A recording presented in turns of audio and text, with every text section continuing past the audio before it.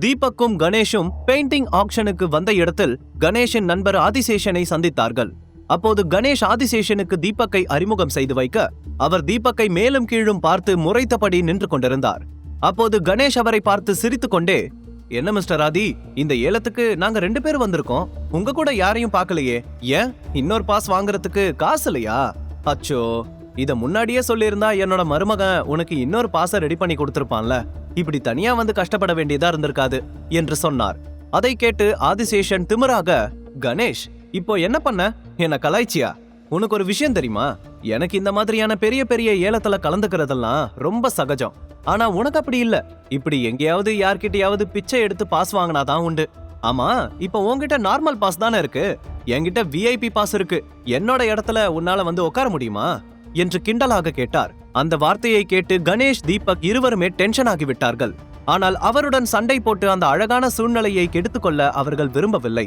ஆதிசேஷன் சொன்னதை கேட்டு கணேஷும் தங்களிடம் இருப்பது ஒரு சாதாரண பாஸ் தான் என்று நினைத்துக் கொண்டிருந்தார். தங்களிடமிருந்த கோல்டன் பாஸ் விவிஐபிகளுக்கான பாஸ் என்று அவருக்கு தெரியவில்லை.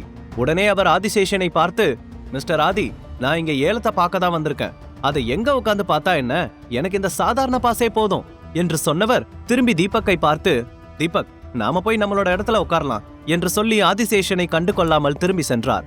கையில காசு இல்லைனாலும் இந்த திமிருக்கெல்லாம் ஒன்னும் குறைச்சல் இல்ல என்று தனக்குள் சொல்லிக் கொண்ட ஆதிசேஷன் அவர்கள் இருவரையுமே முறைத்து பார்த்தபடி நின்றிருந்தார். அப்போது கணேஷ் பாஸ்களுடன் பின்னால் இருந்த வரிசைக்கு சென்றார். அங்கே சில செக்யூரிட்டிஸ் துப்பாக்கிகளுடன் நின்று ஒவ்வொரு பாஸாக செக் செய்து வரிசையாக உள்ளே அனுப்பி கொண்டிருந்தார்கள். தீபக், இங்க லைன் ரொம்ப பெருசா இருக்கு, இப்பவே நாம நின்னாதான் ஒரு நல்ல இடத்தை செலக்ட் பண்ணி உட்கார முடியும், வா போய் நிக்கலாம் என்று சொன்னார். ஆதிசேஷன் சொன்ன வார்த்தைகளுக்கு கணேஷ் சாதாரணமாக பதில் சொல்லிவிட்டு வந்தாலும் அவர் அவமானப்படுத்தியதையே இன்னமும் நினைத்து கொண்டிருந்தார். கோபமும் அவமானமும் அவருடைய கண்களில் தெளிவாக தெரிந்தது. ஆனால் தன்னால் எதுவும் செய்ய முடியாது என்ற இயலாமையில் அமைதியாக வந்து நின்று கொண்டார். அவர் சொன்னதை கேட்ட தீபக், அங்கிள், நாம இந்த வழியா போக வேண்டாம், அங்க முன்னாடி வழியா போகலாம் வாங்க என்று சொன்னான். அந்த இடத்தில் 2 வழி இருந்தது. ஒன்று விஐபி வழி, இன்னொன்று விவிஐபிகள் செல்லும் வழி. விஐபி வழியில் 3 பேர் நின்றிருந்தார்கள். விவிஐபி வழியில் யாரும் இல்லை, காலியாக இருந்தது. தீபக் விவிஐபி வழியை சுட்டிக்காட்டியதை பார்த்து கணேஷுக்கு வியப்பாக இருந்தது. அவர் அடுத்து கேட்பதற்கு முன்பே தீபக் அவர் கையை பிடித்து இழுத்துக்கொண்டு முன்னால் சென்றான். விவிஐபி என்ட்ரன்ஸில் நின்றிருந்த பாதுகாப்பு படையினரிடம் சென்ற தீபக் கணேசனை பார்த்து ஆதிசேஷனால் ஜீர்ணிக்க முடியவில்லை. அவரும் உடனே அவர்களை நோக்கி வேகமாக நடந்தார்.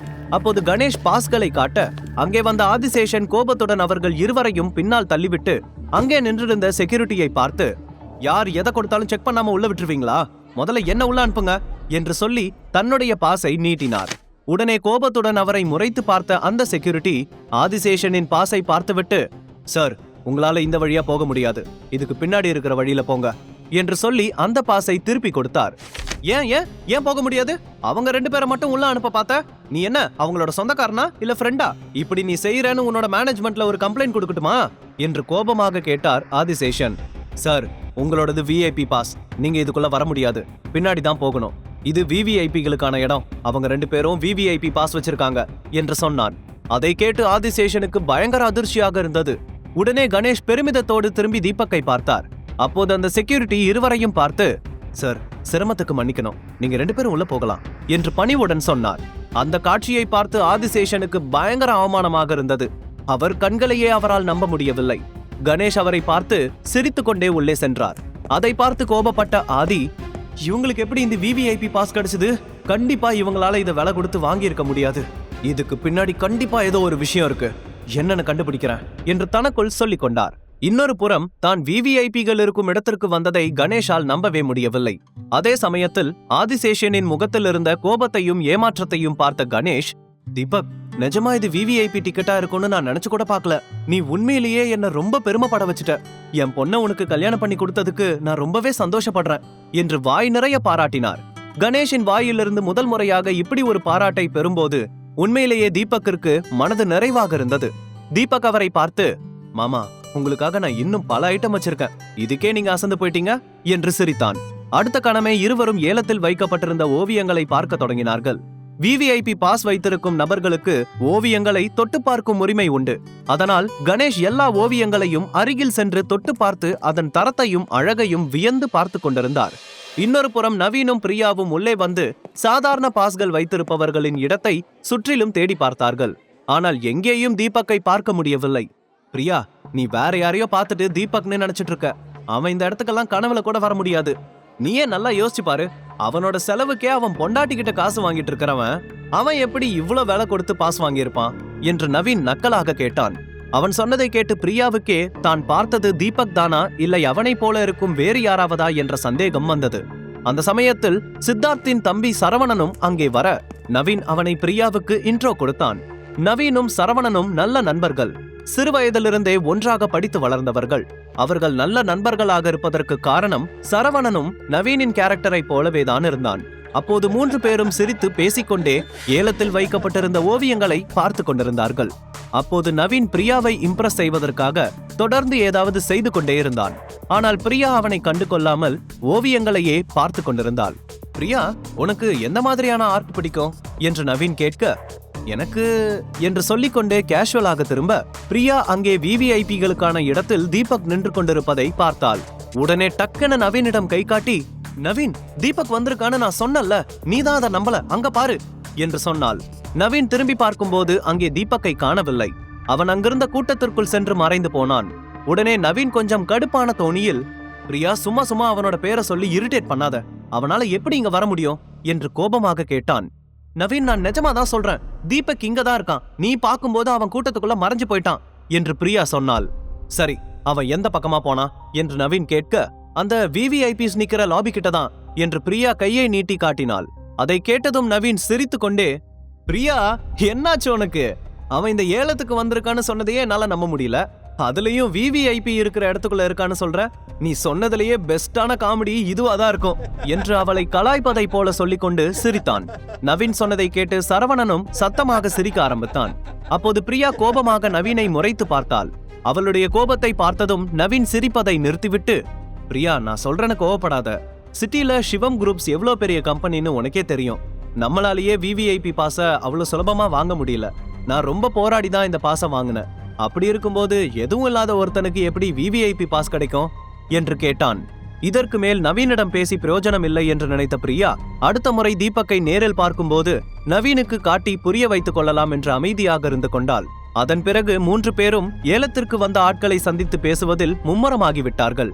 அப்போது நவீன் கோபத்துடன், இந்த தீபக் என்ன தனியா விட மாட்டான் போல இருக்கே, எங்க போனாலும் அந்த இடத்துக்கு வந்து என்னோட வாழ்க்கையில விளையாடுறதே அவனுக்கு வேலையா போச்சு. பிரியா சொன்ன மாதிரி அவன் மட்டும் இங்க இருக்கட்டும், அதுக்கப்புறம் இருக்கு அவனுக்கு என்று தனக்குள் சொல்லிக் கொண்டான். நவீன் தனக்குத்தானே புலம்பிக் கொண்டு எதேர்ச்சியாக திரும்ப கொஞ்ச தூரத்தில் உண்மையிலேயே தீபக் நின்று கொண்டிருப்பதை பார்த்தான். அவனை பார்த்ததும் நவீனுக்கு கோபத்தில் கண்கள் சிவக்க ஆரம்பித்தது. உடனே தீபக்கை நோக்கி நடந்தவன் தன்னுடைய கோபத்தை மறைத்து நக்கலாக சிரித்தவன், தீபக், நீ இப்போ எந்த இடத்துல இருக்கன்னு உனக்கு தெரியுதா? இது எப்படிப்பட்ட ஒரு இடம்னு உனக்கு தெரியுமா என்று கேட்டான். அவனை பார்த்த தீபக் எந்தவித ரியாக்ஷனும் கொடுக்காமல், அதையே என்கிட்ட கேக்குற, உனக்கு தெரியாதா? அது தெரியாமையா நீ இங்க வந்த என்று நக்கலாக கேட்டான். இந்த இடத்துக்கு வரதுக்கு சாதாரண பாஸ் வாங்குறதே ரொம்ப பெரிய விஷயம், நீ எப்படி உள்ள வந்த என்று நவீன் கிண்டலாக கேட்க, என்னோட பாஸ காட்டிட்டு தான் உள்ள வந்த என்று தீபக்கும் அவனுக்கு கவுண்டர் போட்டு பேசினான். அந்த வார்த்தைகளை கேட்டு டென்ஷன் ஆன நவீன், சரி, நீ எப்படியோ வந்துட்டு போ, எனக்கு அதை பத்தி கவலை இல்ல. ஆனா உன்னை எனக்கு பிடிக்காதனாலும் மத்தவங்களை பொறுத்த வரைக்கும் நீயும் காயத்ரி தேவி ஃபேமிலியை சேர்ந்தவன் தான். இங்க நீ ஏடா கூடமா ஏதாவது பண்ணி எங்க குடும்பத்து பேருக்கு ஏதாச்சும் பிரச்சனை வந்துச்சு, என்னை விட மோசமானவங்க யாரும் இருக்க மாட்டாங்க. உனக்கெல்லாம் இந்த இடத்துக்குள்ள வரதுக்கே அந்தஸ்து கிடையாது என்று கோபமாக சொன்னான். உடனே தீபக் அவனை பார்த்து, இங்க வரதுக்கு எனக்கு அந்தஸ்து இருக்கா இல்லையான்னு சொல்ல வேண்டிய அவசியம் உனக்கு கிடையாது என்று கோபமாக சொன்னவன் அந்த இடத்தை விட்டு விலகிச் செல்ல ஆரம்பித்தான். உடனே நவீன் அவனை பார்த்து, அங்கேயே நில்லு, நீ அவ்வளவு சுலபமா எங்கேயும் தப்பிச்சு போக முடியாது, உன்னோட பாச எனக்கு காட்டு என்று சொல்லிக்கொண்டே நவீன் அவனுக்கு எதிரில் வந்து நின்றான். அதை கேட்டு தீபக், எதுக்கு என்று கேட்டான். உன் பாச காட்டு, இல்லனா உன்னை ஒரு நிமிஷம் கூட இங்க இருக்க விட மாட்டேன், நான் என்ன பண்ணுவேன்னு எனக்கே தெரியாது என்று நவீன் கோபமாக சொன்னான். அப்போது சரவணனும் அவர்கள் இருக்கும் இடத்திற்கு வந்தான். என்னாச்சு நவீன், யார்கிட்ட சண்டை போட்டுட்டு இருக்க என்று கேட்க, சரவணா, இவன் பாஸ் இல்லாம உள்ள வந்திருக்கான் என்று நவீன் கோபமாக சொன்னான். அப்படியா? அப்புறம் எதுக்கு இன்னமும் அவங்கிட்ட பேசிட்டு இருக்க? நான் உடனே செக்யூரிட்டிஸ் கிட்ட சொல்றேன், அவங்க கவனிக்கிற கவனிப்புல இனிமே அவன் இந்த மாதிரி எந்த இடத்துக்கும் போக மாட்டான் என்று சொன்ன சரவணன் உடனே தன் போனை எடுத்து செக்யூரிட்டி கார்ட்ஸுக்கு கால் செய்தான்.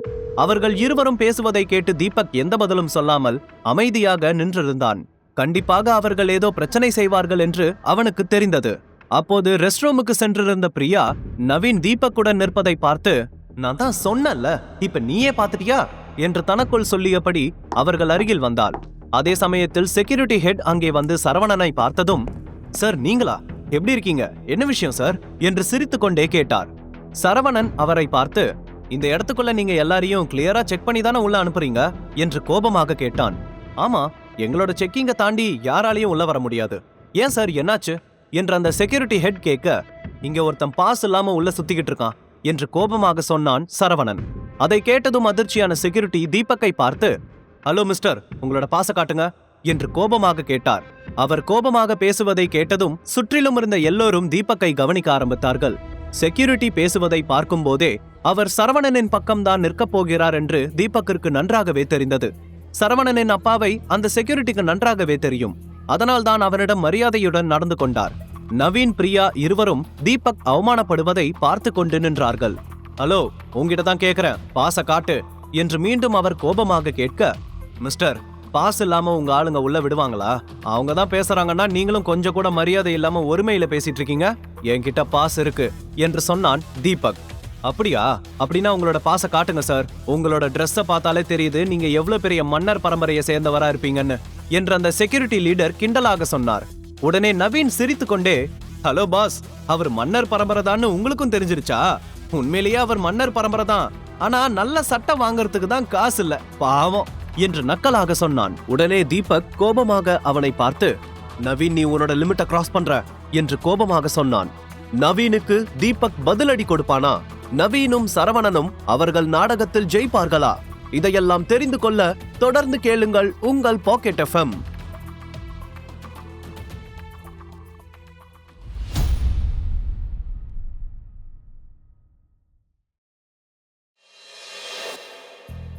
தீபக்கிடம் பாஸ் இல்லை என்று சொல்லி செக்யூரிட்டியை வரவழைத்து அவமானப்படுத்தியது மட்டுமல்லாமல் நவீன் வார்த்தைக்கு வார்த்தை தீபக்கை கேலி செய்து பேச ஒரு கட்டத்திற்கு மேல் பொறுமையை இழந்த தீபக் நவீனை பார்த்து, நவீன், நீ உன்னோட லிமிட்டை கிராஸ் பண்ற, இது நல்லதுக்கு இல்ல என்று சொன்னான்.